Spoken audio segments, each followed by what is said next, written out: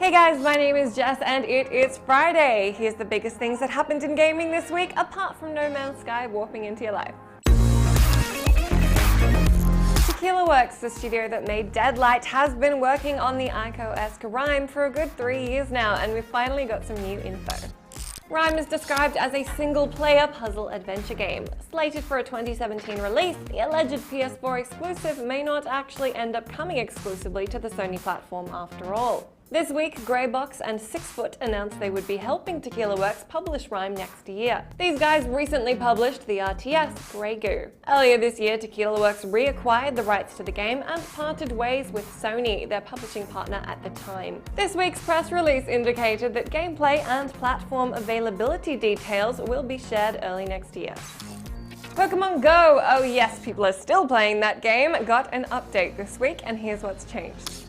The nearby feature, which was kind of very broken, has been replaced by Sightings. Sightings shows off Pokemon in the vicinity and aims to help aid in tracking the critters without revealing exact locations, as third-party services had been doing. The new feature looks like it will now show Pokemon that have appeared near a Pokestop. The patch notes also indicate that developer Niantic have made improvements to Pokemon catching, implemented bug fixes, and added a notification dialogue, reminding you not to try to catch Pokemon while you're driving, if it detects you're going above a certain speed.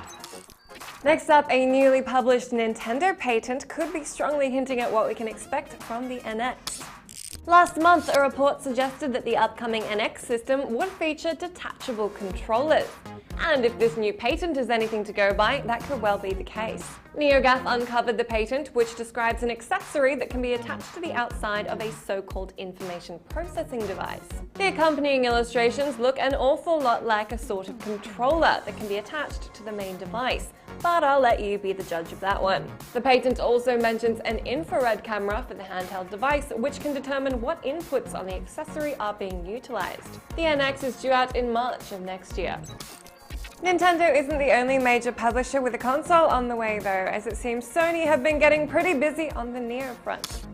According to reports by Gameblog and Vice, Sony are planning to officially unveil the more powerful PS4 Neo at an event in New York on September 7. Previous reports had suggested that the system could be released before the end of the year. Sony have indicated that the Neo is intended to sit alongside and complement the standard PS4, much like Microsoft are planning to do with the upcoming more powerful version of the Xbox One, codenamed Project Scorpio.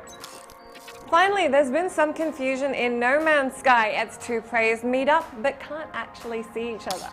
After expressing some excitement that it was possible for players to find one another in the game, director Sean Murray hasn't really explained why players in the same location couldn't see each other. The Sad Cactus and Saito Cat coordinated to meet, and although they could see the same world and each other's discoveries, they couldn't actually physically spot each other in their respective games. It's suspected that perhaps this is down to the fact that the game doesn't render a player model, server issues, or that each player exists in their own instance of the game, which are not shared with other players.